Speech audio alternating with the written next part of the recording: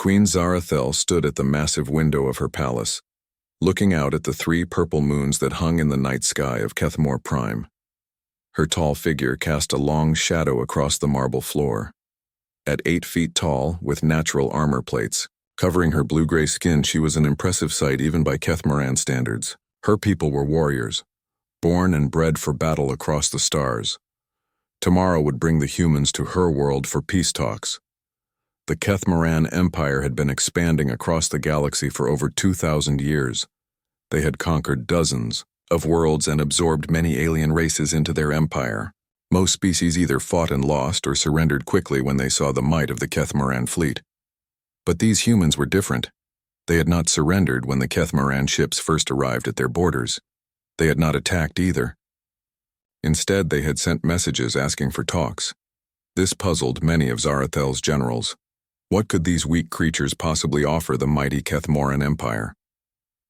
The humans came from a small cluster of worlds on the edge of known space. Their technology seemed basic compared to Kethmoran weapons and ships. Their bodies looked soft and weak, with no natural armor or claws. Most Kethmoran warriors could probably break a human in half with their bare hands. General Corax had laughed when he first saw images of humans. "They look like children, my queen. Pale, soft little things. Why waste time talking to them when we could simply take their worlds?" But Zarathel was curious.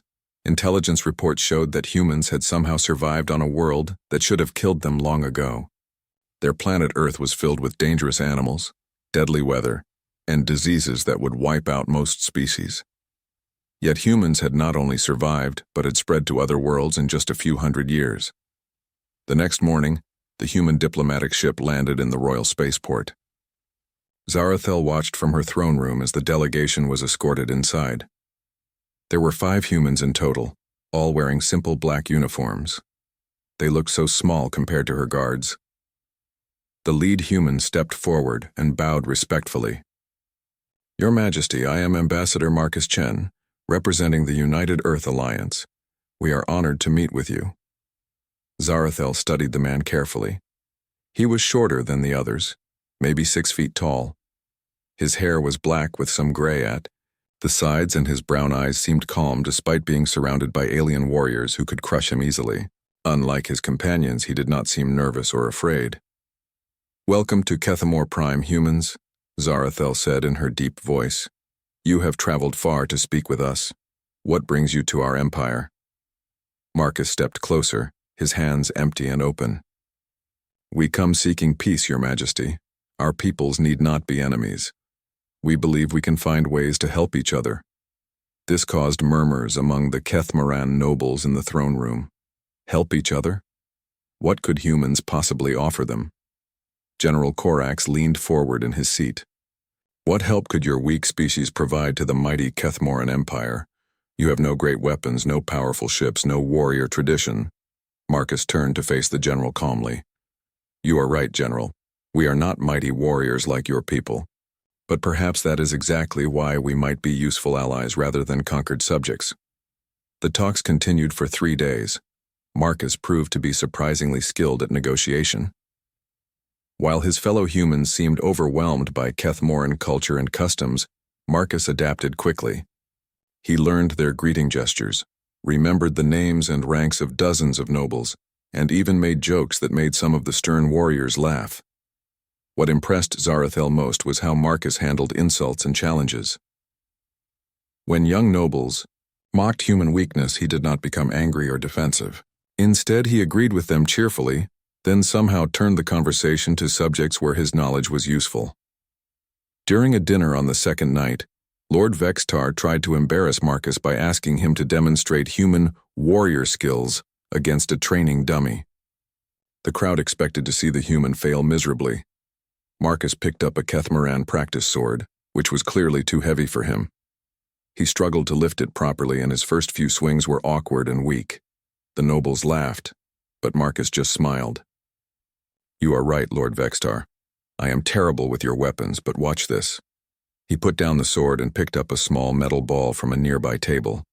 With a quick motion, he threw it across the room. It bounced off 3 walls and knocked over a small statue with perfect accuracy. Humans learn to use anything as a tool or weapon, Marcus explained.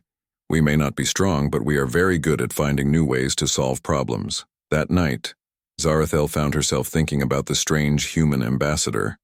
During the day, he seemed almost clumsy and weak compared to her people.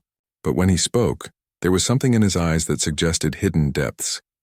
He reminded her of the deep mountain lakes on her homeworld, calm on the surface but with unknown currents flowing beneath. On the third day, Marcus made an unexpected proposal. Your Majesty, my government has authorized me to suggest a marriage alliance between our peoples. Such unions have brought peace between many species throughout history. The throne room fell silent. Marriage between species was not unheard of, but usually it involved conquered peoples offering their children to Kethmoran nobles. This was different. Marcus was offering himself as an equal partner. You would marry me? Zarathel asked, genuinely surprised. If it would bring peace between our peoples, yes. I have studied your culture, Your Majesty. I know that such a union would have deep meaning for the Kethmoran people, and I believe we could learn much from each other. General Korak stood up angrily. This is ridiculous. Our queen cannot marry this weak creature. It would be a disgrace to our warrior bloodline. But Zarathel raised her hand for silence. She looked at Marcus for a long moment. There was something about this human that fascinated her. Perhaps it was his calmness in the face of beings who could kill him easily. Perhaps it was the way he seemed to understand her people so quickly. Or perhaps it was simply curiosity about what secrets might be hidden behind those quiet brown eyes. I accept your proposal, Marcus Chen, she said finally. We will be married according to Kethmoran tradition. Let this union mark the beginning of friendship between our peoples. The wedding took place 1 week later. It was a grand ceremony with thousands of guests from across the empire. Marcus looked tiny standing next to Zarathel, but he spoke his vows clearly and without fear. When they were pronounced husband and wife, he reached up to touch her armored hand gently. As they walked together from the ceremony, Zarathel noticed how many of her nobles were whispering and pointing. Some looked angry, others seemed confused. She knew they saw this marriage as a sign of weakness, perhaps even the beginning of the empire's decline. But as she looked down at her new husband walking calmly beside her, completely unfazed by the hostile stares, Zarathel wondered if perhaps her nobles were the ones who did not understand what they were truly looking at.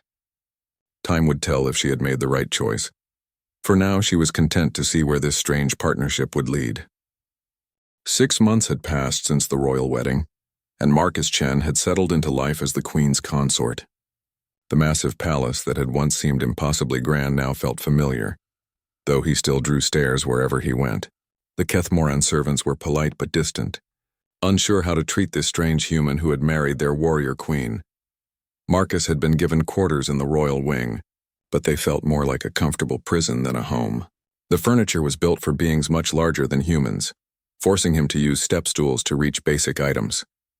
The gravity on Kethmor Prime was 30% higher than Earth standard, which left him appearing tired and sluggish most of the time. At least, that was how he wanted to appear. The morning began like most others, with combat training in the Royal Gymnasium.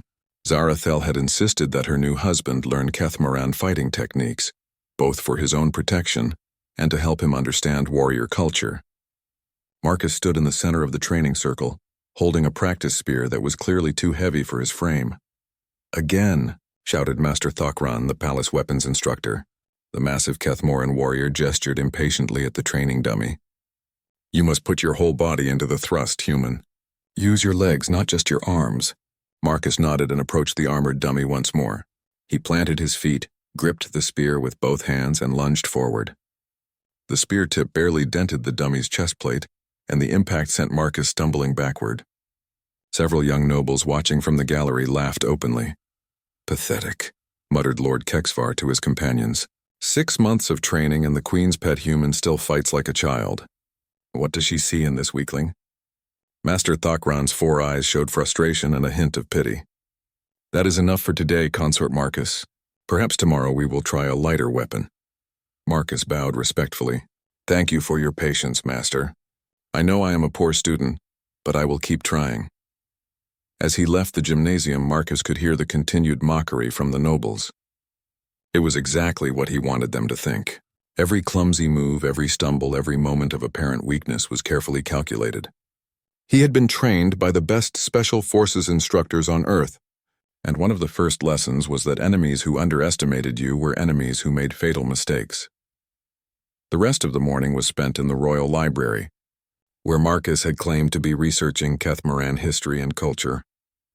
In reality, he was conducting a detailed intelligence analysis of the Empire's military structure, economic systems, and political weaknesses. His requests for educational materials had given him access to information that would be worth billions to Earth's strategic planners. Zarathel found him there during the afternoon, hunched over a thick book about ancient Kethmoran battle tactics.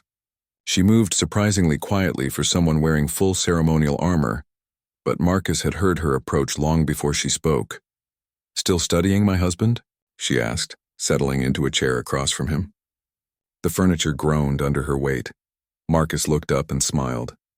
"Your people's military history is fascinating, Zara. The Battle of the Iron Moons was particularly clever, using asteroid fields to break up the enemy formation before attacking. You understand it better than some of our own officers," Zarathel replied, "though I notice you prefer reading about battles to actually fighting in them." There was no accusation in her voice, but Marcus could sense the unspoken question. In the months since their marriage, he had consistently performed poorly in every physical test or training exercise.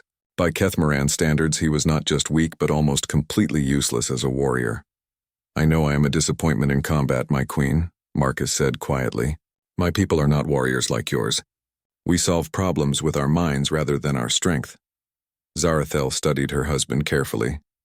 Their marriage had been arranged for political reasons, but she had hoped to find some common ground with this strange human.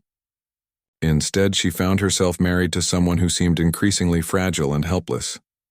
"The nobles are starting to question my judgment," she admitted. "General Corax presented a petition yesterday asking me to reconsider the human alliance. He says our enemies will see your presence here as a sign of weakness." Marcus nodded sadly. "Perhaps he is right. I know I bring little honor to your house, Zara. If you wish to end our marriage, I would understand." "No," Zarathel said firmly. "A Kethmoran queen does not break her word. But perhaps you could try harder in your training. The other nobles would respect you more if you could at least hold your own in a simple sparring match." That evening, Marcus attended a formal dinner in the Great Hall. As usual, he was seated at the high table next to Zarathel, but he might as well have been invisible. The conversation flowed around him in rapid Kethmoran, discussing military campaigns and territorial disputes. When anyone addressed him directly, it was usually to ask simple questions about human customs, treating him like a curious pet rather than the queen's husband. Lord Vextar, emboldened by wine, decided to make sport of the human again. "Tell us, Consort Marcus, what would your people do if faced with a real military threat? Hide behind their women like frightened children?" The table fell silent. Several nobles leaned forward, eager to see how the human would respond to such a direct insult. Marcus set down his drinking cup and smiled politely. "Actually, Lord Vextar, humans have a saying. Only the dead have seen the end of war. We may not be as strong as your people, but we have fought many battles throughout our history." "Against what enemies?" scoffed the Lord. "Other weak humans? That hardly counts as real warfare." Marcus's smile never wavered. "We fought ourselves mostly. For thousands of years, human tribes and nations battled each other over resources, territory, and ideas. We developed many different ways of fighting because we had to.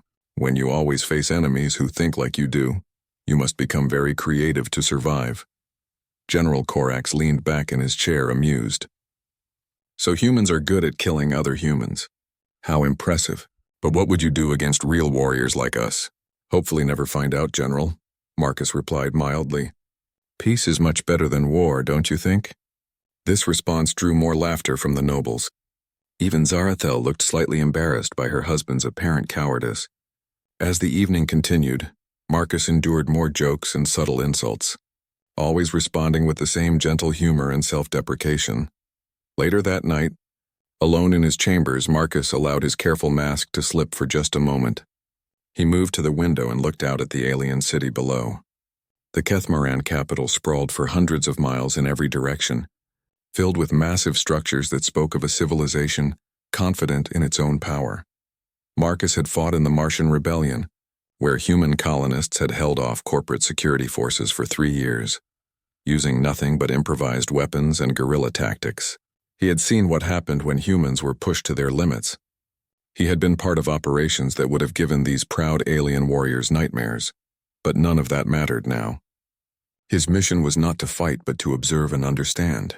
Every insult he endured, every moment of apparent weakness, was building a picture of Kethmaran psychology that would be invaluable if relations between their species ever broke down. A soft chime indicated an incoming message on his personal communicator. Marcus activated the device and read the brief text from Earth Intelligence. Cultural integration proceeding well. Continue current operational parameters. New assignment protocols may follow. Marcus deleted the message and returned to his studies. Tomorrow would bring more training sessions where he would stumble and fail, more dinners where he would be mocked and dismissed, more opportunities to learn everything he could about this powerful empire. The Kethmaran saw him as weak, harmless, and slightly pathetic. It was exactly what he wanted them to see. For now, as he settled into bed, Marcus allowed himself a small smile. The irony was that his greatest strength, the ability to hide his true nature so completely, was something the honor-bound Kethmaran could never understand. They fought with honor and pride, announcing their intentions and meeting enemies face to face. Humans had learned long ago that sometimes the best way to win was to let your enemy think they had already won. Marcus had 6 more months of intelligence gathering planned before his initial mission was complete. He just hoped he would not have to reveal what he really was before then. The Kethmaran Empire had no idea what kind of predator they had welcomed into their royal family. But if circumstances forced his hand, they would learn very quickly why humans had earned their place among the stars. The emergency alarms began screaming at dawn, their piercing wail echoing through the royal palace. Marcus jolted awake in his chambers, immediately alert despite the early hour. Years of military training had taught him to recognize the sound of real danger, and this was not a drill. Zarathel burst through his door without ceremony, already wearing her battle armor. Her face was grim, and Marcus could see fear in her 4 eyes, something he had never witnessed before in any Kethmaran. "Marcus, you must come to the war room immediately," she said, her voice tight with tension. "We are under attack." As they hurried through the palace corridors, Marcus could see the controlled chaos of a military organization responding to crisis. Officers ran between communication stations, their usual calm replaced by urgent efficiency. The massive display screens that normally showed peaceful star charts now flickered with red warning symbols. General Corax stood at the center of the war room, surrounded by holographic displays showing fleet movements and battle reports. His expression was darker than Marcus had ever seen it. When he noticed the Queen and her human consort entering, his face twisted with disgust. "Your Majesty, this is no place for civilians," he said, glancing pointedly at Marcus, especially weak ones who might panic at the sight of real warfare. "Explain the situation." "General," Zarathel commanded, ignoring his comment. Corax gestured to the largest display, which showed a 3-dimensional map of Kethmaran space. Nearly a dozen star systems were marked with pulsing red indicators. At 400 hours, we began receiving distress calls from our outer colonies. The attacks are coordinated and devastating. Entire fleets are being destroyed in minutes. Marcus studied the tactical display with growing concern. The attack pattern was too precise, too coordinated for any known enemy. "Who is responsible, General?" Corax's laugh was bitter. "That is the question, human.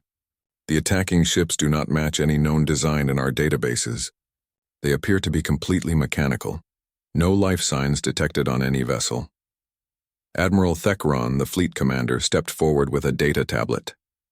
"Your Majesty, we have received one partial transmission from the battleship Valor's Edge before it was destroyed. The message is disturbing." The Admiral activated a holographic recording. The image showed the bridge of a Kethmaran warship under attack. Captain Mordock was shouting orders as his ship shook from weapons fire. Sparks flew from damaged control panels and the lighting flickered ominously. "Unknown vessels are not responding to communication attempts," the captain reported. Their ships are adapting to our weapons in real time. Every tactic we try, they counter within minutes. They are learning from each engagement and becoming more effective. By the ancestors, they are not alive, but they think like... The transmission cut to static. Silence filled the war room. Marcus felt a chill run down his spine as implications became clear. Adaptive artificial intelligence learning from combat data, improving with each battle. He had read theoretical papers about such technology, but had never imagined it could be deployed on this scale. How many ships do they have? Zarthel asked quietly. Unknown, Your Majesty, Admiral Thekron replied. Our scouts report fleets of various sizes, but the ships themselves are unlike anything we have seen. They appear to be constructed from some kind of self-repairing metal. Our weapons damage them, but they rebuild themselves during combat. General Korax slammed his fist on the tactical table. This is impossible. The Catamaran Empire has ruled this region for 2 millennia. Our fleets are invincible. No enemy has ever destroyed even one of our dreadnoughts, and these mechanical monsters are cutting through entire battle groups. Marcus cleared his throat hesitantly. General, if I may ask, do your historical records mention any ancient mechanical race? Perhaps one that was thought extinct? Every Catamaran in the room turned to stare at the small human. General Korax's expression was particularly venomous. What would a weak civilian know about our military history? But Admiral Thekron's face had gone pale. The Devourers, he whispered. Human, how do you know about the Devourers?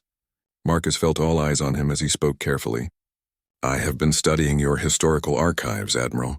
There are references to an ancient war, over 3,000 years ago, a mechanical race that consumed entire worlds, converting matter into more ships. The records say they were defeated and driven beyond the galactic rim. Myths and legends, General Korax scoffed. Stories to frighten children. The records are fragmentary, Admiral Thekron admitted, but they exist. If these are truly the Devourers returned... He did not finish the sentence. Another alarm began sounding, and a communications officer looked up from his station with terror in his eyes. Your Majesty, we are receiving reports from the Zerion system. The entire Third Fleet has been destroyed. Admiral Vokhtar's flagship lasted less than 10 minutes. The room erupted in shocked voices. The Third Fleet was one of the Empire's most powerful formations, with over 200 warships including 5 dreadnoughts. The idea that it could be eliminated so quickly was almost incomprehensible. Impossible, General Korax roared. Admiral Vokhtar is our finest commander. His fleet was equipped with our newest weapons. The enemy ships are learning, General, Marcus said quietly. Every battle teaches them more about your tactics, your weapons, your strategies. They are becoming more efficient with each engagement. Silence, human, Korax snapped. What could you possibly understand about real warfare? Your people are weak pacifists who have never faced a true enemy. Zarthel raised her hand for quiet. Continue your report, communications officer. Your Majesty, the surviving ships report that the enemy vessels adapt to our weapons fire within minutes. Energy weapons that work at the start of an engagement become useless after the first few shots. The mechanical ships also appear to be broadcasting data to each other constantly. What one learns, they all learn. Marcus nodded grimly. A collective intelligence. They share tactical data across their entire fleet instantaneously. Every engagement makes the entire force more dangerous. How do we fight such an enemy? Zarthel asked, her voice strained. General Korax straightened proudly. The same way the Catamaran have always fought, Your Majesty. With honor, courage, and superior firepower, we will mass our fleets and meet them in glorious battle. Our warriors will not retreat from mechanical cowards. General, Marcus said carefully, with respect, that may not be the best approach. If these Devourers learn from each battle, then meeting them with conventional tactics will only make them stronger. Perhaps a different strategy. Enough! Korax slammed his hand on the table. I will not listen to military advice from a creature who cannot even hold a practice sword properly. The Catamaran way is the only way. We fight with honor. Admiral Thekron looked uncertain. Your Majesty, perhaps we should consider all options. The enemy is unlike anything we have faced before. The answer is more ships, more firepower, Korax insisted. I will personally lead the Grand Fleet to destroy these mechanical abominations. Let them learn from facing the full might of the Catamaran Empire. Over the following days, reports continued to pour in from across the Empire. World after world fell to the Devourer fleets. The mechanical ships moved with terrifying coordination, striking multiple targets simultaneously, while adapting to every defensive strategy the Keth attempted. Marcus watched the tactical displays with growing dread. The Devourers were not just winning, they were learning at an exponential rate. Each victory taught them more about Kethmoran technology and tactics. Soon they would be unstoppable using conventional methods. He tried several times to suggest alternative approaches, hit-and-run tactics, asymmetric warfare, deception strategies, but General Corax dismissed every idea as cowardly and dishonorable. The Kethmoran military mind could not comprehend fighting any way other than the direct, honor-bound methods that had served them for millennia. "Your Majesty," Marcus said during one particularly frustrating strategy session, "there are historical examples of smaller forces defeating larger ones through unconventional means. Sometimes the best way to win is not to fight the way your enemy expects." General Corax turned on him with fury. "You dare suggest that the mighty Kethmoran Empire should skulk and hide like cowards? We are warriors, not thieves in the night. We will meet our enemies face to face as honor demands. Honor will not matter if everyone is dead, General," Marcus replied quietly. The words hung in the air like a physical blow. Several officers gasped at the human's boldness in speaking so directly to a Kethmoran general. Corax's hand moved to his weapon, his face purple with rage. "How dare you, you worthless weakling? I should cut you down where you stand for such insults." "Enough!" Zarathel's voice cut through the tension like a blade. "General Corax, control yourself!" "Marcus, perhaps you should return to your quarters." As Marcus left the war room, he could hear General Corax's voice rising again. "Your Majesty, this is what comes of allying with weak species. The humans' cowardly suggestions are undermining our warriors' morale. He should be removed from all strategic discussions." Walking back to his chambers, Marcus felt the weight of impending disaster. The Kethmoran were proud, honorable, and completely unprepared for an enemy that fought without honor or pride. The news arrived exactly as Marcus had predicted. General Corax's Grand Fleet, the most powerful military formation in Kethmoran history, had lasted exactly 47 minutes against the Devourer armada. Of the 800 ships that had launched with such pride and ceremony, only 12 had escaped to tell the tale. Marcus stood in the war room, watching the tactical displays show red symbols spreading across the Empire like a plague.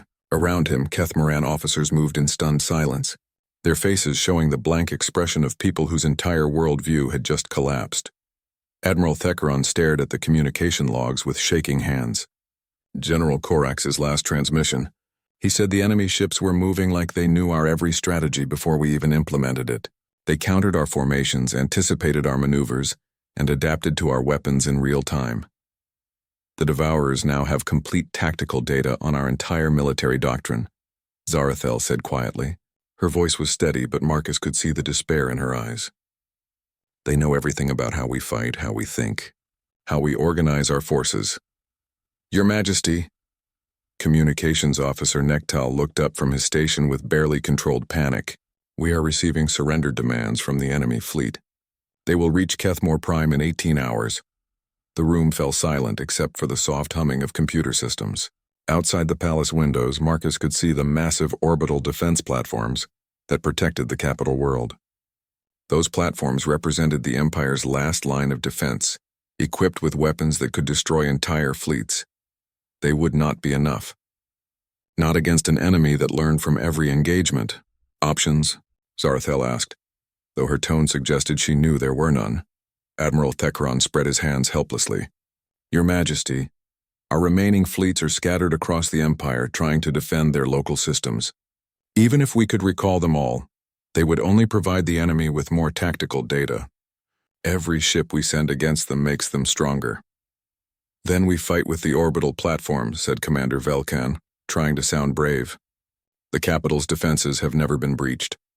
They will be studied, analyzed, and countered within minutes," Marcus said quietly. "Just like every other defensive system the Devourers have encountered." All eyes turned to the small human. For the past week, his warnings had proven accurate while the Kethmoran military's confident predictions had turned to ash. Several officers looked at him with something approaching respect for the first time. "Then what do you suggest, human?" Admiral Thekron asked, his voice heavy with defeat. "If conventional warfare is useless, what alternatives remain?" Marcus looked around the room at the faces of proud warriors who had never known true defeat. They were brave, honorable, and completely out of their depth. In 18 hours, the Devourer fleet would arrive and finish what they had started. Unless someone was willing to fight dirty. "I need to show you something," Marcus said finally. "But first I must ask everyone except the Queen and Admiral Thekaron to leave this room." "Absolutely not," Commander Velkin snapped. "You are not in command here, human. We do not take orders from you." Zarathel raised her hand. "Everyone except Admiral Thekaron, leave us now." The officers filed out reluctantly, their expressions ranging from confused to hostile. When the doors sealed, Marcus activated the room's security protocols, ensuring complete privacy. "Marcus," Zarathel said carefully, "what is this about?" Instead of answering immediately, Marcus walked to the center of the room. For a long moment he stood perfectly still, his head bowed. When he looked up, something fundamental had changed in his posture and expression. "Admiral." "Queen Zarathel," Marcus said, his voice carrying new authority. "My name is Colonel Marcus Chen, Earth Special Forces Intelligence Division. For the past year, I have been conducting a deep cover operation to assess Kethmoran military capabilities and social structure." Admiral Thekaron stepped backward, his hand moving instinctively toward his weapon. "You are a spy?" "I am a soldier," Marcus replied calmly. "And right now, I am the only person in this room who knows how to fight an enemy like the Devourers."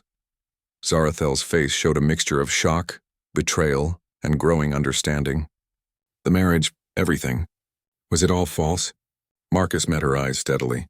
"The marriage was arranged to give me access to your military and political systems.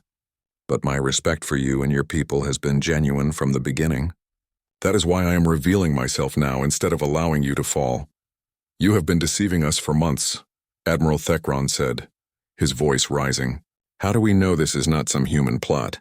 Perhaps these Devourers are your allies." In response, Marcus moved. One moment he was standing casually in the center of the room. The next he was directly behind Admiral Thekaron with the Kethmoran's own sidearm pressed against his neck. The movement had been so fast that neither alien had seen it happen. "Admiral," Marcus said conversationally, "please note that I could have killed you 3 times during that movement. I chose not to because you are not my enemy." He stepped back and handed the weapon to the stunned Kethmoran. "I apologize for the demonstration, but you needed to understand that my previous weakness was entirely fabricated." Zarathel stared at her husband with new eyes. "The training sessions, the stumbling, all of it was an act? All of it?" Marcus began removing his outer clothing, revealing a tight-fitting black bodysuit underneath. "This is a military-grade enhancement suit, designed to restrict my natural movement and strength to appear more human normal. Observe." He touched a control on his wrist, and the suit deactivated with a soft hiss. Immediately, Marcus's posture changed. His movements became fluid and predatory, like a hunting cat that had been pretending to be a house pet. "My body has been enhanced with military-grade augmentations," Marcus explained, demonstrating by casually lifting a 2-ton tactical table with one hand.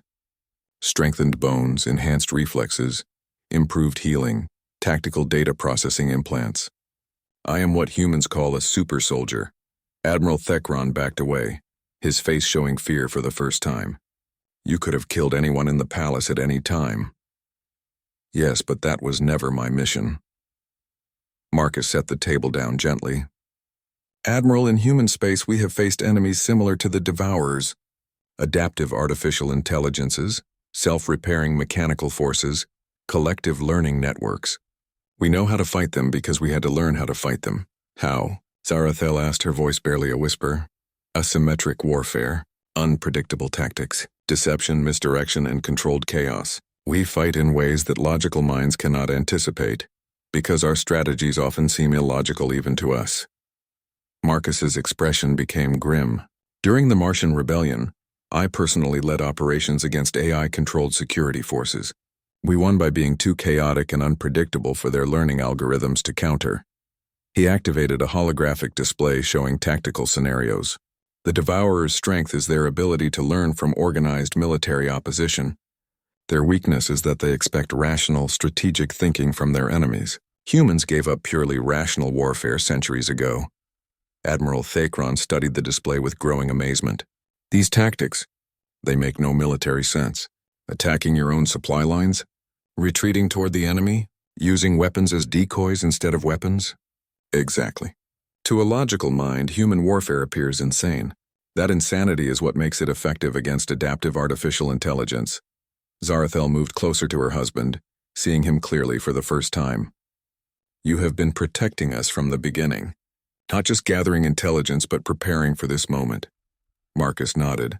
Earth intelligence has been monitoring the Devourer fleet since it first appeared on long-range sensors 6 months ago. We knew they would eventually reach Kethmoran space. My mission was to be in position to provide assistance when that happened. Why? Admiral Thakron demanded. Why would humans risk so much to help us? Because, Admiral, the Devourers will not stop with your empire. They will continue consuming everything in their path until they reach human space. Better to stop them here with allies than to face them alone later. A communication alarm chimed and the tactical display updated with new information. The Devourer fleet had accelerated and would reach the capital in 15 hours instead of 18. They know the Grand Fleet is destroyed, Marcus observed. They are moving to finish this quickly before you can organize new defenses. Then we are lost, Admiral Thakron said heavily. No, Marcus replied, his voice carrying absolute confidence. Admiral, how many ships do you have left in the capital system? Perhaps 40 vessels, mostly patrol craft and supply ships. Nothing that could stand against the Devourer fleet. Perfect. Zarathel, I need you to give me temporary command of all remaining military forces in this system. The Queen looked at her husband, this stranger, who had shared her bed while hiding his true nature, and made her decision. Admiral Thakron, by royal decree, Colonel Marcus Chen is hereby appointed Supreme Military Commander of the Kethmor Defense Force. All personnel will follow his orders as if they came from me directly. Admiral Thakron saluted reluctantly. What are your orders, Colonel? Marcus smiled, and for the first time since Zarathel had known him, the expression was genuinely predatory. We are going to teach the Devourers why humans are the most dangerous species. 12 hours remained before the Devourer fleet would arrive at Kethmor. Prime. In the Royal War Room, Marcus stood before a gathering of confused and skeptical Kethmoran officers. His transformation from weak consort to military commander had left them struggling to understand what they were seeing. Gentlemen, Marcus began, his voice carrying the authority of someone accustomed to command, everything you know about warfare is about to become a liability. For the next 12 hours, you will follow orders that seem insane, wasteful, and dishonorable. If you cannot do this, you will die with honor. If you can adapt, you might live to see tomorrow. Commander Velkan crossed his arms skeptically. Colonel, with respect, you are asking us to abandon military doctrine that has served the Empire for 2 millennia. That doctrine just got 800 ships destroyed in 47 minutes. Marcus replied bluntly. The Devourers have analyzed every aspect of Kethmoran military thinking. They know how you fight, how you think, how you react to threats. We must become something they cannot predict. He activated the tactical display, showing the 40 remaining ships scattered around the capital system. Admiral Thakron, I need you to order all ships to immediately jettison their primary weapons. The room erupted in shocked voices. Several officers began shouting simultaneously about the insanity of disarming their fleet. Admiral Thakron raised his hand for silence, his face pale. Colonel, surely you cannot mean to face the enemy with unarmed vessels. Not unarmed, Admiral. Unconventionally armed. Marcus manipulated the display to show mining equipment, construction tools, and industrial machinery throughout the system. How many asteroid mining ships do you have in the outer system? Perhaps 20, but they are civilian vessels with no military. Perfect. Order them to load their mining charges and report for combat duty. Also, I need every cargo hauler, construction vessel, and maintenance craft brought to combat readiness. Commander Velkan stood up angrily. This is madness. Mining ships against the fleet that destroyed our Grand Armada. Exactly. Marcus smiled with genuine enthusiasm. Madness is something the Devourers cannot calculate or predict. Their learning algorithms are designed to counter logical military responses. We are going to fight them with pure, calculated insanity. Over the next 6 hours, Marcus implemented a series of orders that violated every principle of conventional warfare. Ships were ordered to attack their own supply depots. creating massive debris fields in seemingly random locations. Defensive platforms were programmed to fire on empty space at precise intervals. Mining ships were loaded with explosive charges and sent on courses that made no tactical sense. Captain Mortek, commanding the patrol vessel Swift Strike, transmitted his confusion directly to the war room. "Colonel, you have ordered my ship to ram the orbital fuel depot. This will destroy both my vessel and a critical resource." "Correct, Captain. Proceed with the order." "But sir, this serves no military purpose." Marcus keyed his microphone calmly. "Captain, the Devourers expect you to protect valuable resources. They expect you to preserve your ships for maximum combat effectiveness. By destroying both, you are acting in a way their algorithms cannot process. This creates confusion in their tactical planning." As reports came in of each seemingly wasteful order being carried out, the Kethmaran officers watched their new commander with growing bewilderment. Admiral Tekron pulled Marcus aside during a brief lull. "Colonel, I have followed your orders, but I must ask, do you have an actual battle plan, or are we simply creating chaos for its own sake?" "Both," Marcus replied seriously. "Admiral, human military doctrine has a concept called organized chaos. We create situations that appear random, but actually serve multiple strategic purposes. Watch." He pointed to the main tactical display, which now showed a seemingly random pattern of explosions, debris fields, and ship movements throughout the system. To Kethmaran eyes, it looked like complete military collapse. The Devourers will arrive expecting to face organized resistance at specific defensive points. Instead, they will encounter a system that appears to be destroying itself. Their tactical computers will struggle to identify priority targets or predict our behavior patterns. "And then what?" Admiral Thekron asked. Marcus's smile was predatory. "Then we show them what humans learned during the siege of New Tokyo. Sometimes the best defense is a very aggressive offense that makes no sense to anyone watching." At exactly 0347 hours, the Devourer fleet emerged from hyperspace at the edge of the Kethmore system. 130 mechanical ships, each one a masterpiece of adaptive technology and artificial intelligence. Their formation was perfect, their approach calculated for maximum efficiency. They immediately began scanning the system for defensive installations and military formations. What they found defied their analytical programs. The system appeared to be in complete chaos. Ships were attacking infrastructure randomly. Defensive platforms were firing at empty space. Debris fields blocked major shipping lanes for no apparent strategic reason. Multiple explosions suggested a civilization destroying itself in panic. For the first time in their recorded existence, the Devourer collective consciousness experienced something analogous to confusion. "Now," Marcus ordered quietly. The random explosions suddenly revealed their purpose. Each blast had been precisely calculated to create a three-dimensional maze of debris that channeled the advancing Devourer fleet into specific corridors. The seemingly chaotic ship movements had positioned every remaining Kethmaran vessel at optimal ambush points throughout the debris field. And then the mining ships attacked. 20 civilian vessels, carrying enough industrial explosives to level mountains, rammed into Devourer ships with suicidal precision. The explosions were spectacular and devastating, but more importantly, they were completely unpredictable. The Devourer combat algorithms had no tactical data for defending against mining equipment used as weapons. Phase 2, Marcus announced. The surviving Kethmaran warships emerged from concealment, but instead of using their primary weapons, they fired cargo pods filled with construction equipment, industrial chemicals, and maintenance robots programmed with new directives. The pods burst open inside Devourer ships, releasing swarms of repair drones that had been reprogrammed to dismantle rather than repair. Commander Velkan, watching from his command ship, transmitted in amazement. "Colonel, the enemy ships are trying to analyze the threat level of construction drones. Their computers cannot categorize maintenance robots as weapons." "Because they are not weapons," Marcus replied. "They are tools being used in ways their original designers never intended. Human warfare specialty number 1, making weapons out of things that are not supposed to be weapons." The battle continued for 3 hours, with Marcus orchestrating increasingly bizarre tactical maneuvers. Ships used their tractor beams to throw asteroids. Construction vessels welded armor plates together in space to create instant fortifications.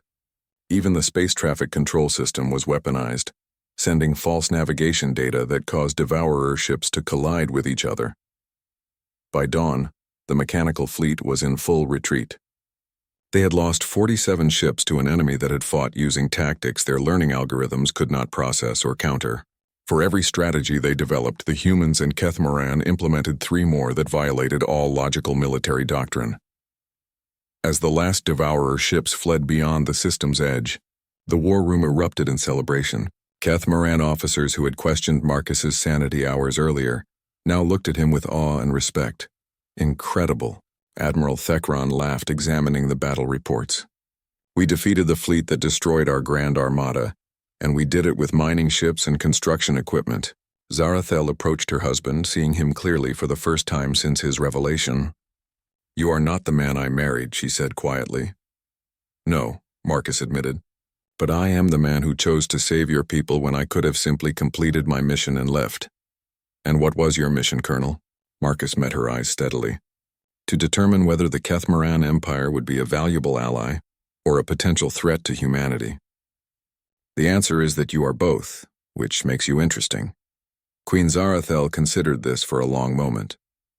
Around them, the celebration continued as officers shared impossible stories of cargo pods defeating warships and traffic control systems being used as weapons. What happens now? She asked finally. Now, Your Majesty, your empire learns to fight like humans. The Devourers will return with new ships and new strategies, but they will still be thinking like logical machines. We will teach your people to think like predators. And us? Our marriage? Marcus smiled, and this time the expression was warm rather than predatory. That depends on whether you can love a husband who is far more dangerous than he pretended to be. Zarathel looked at this man who had hidden his true nature so completely, who had saved her empire by teaching them to fight without honor, who had turned their greatest weakness into victory. I think, she said slowly, that I am beginning to understand what humans mean when they say better the devil you know.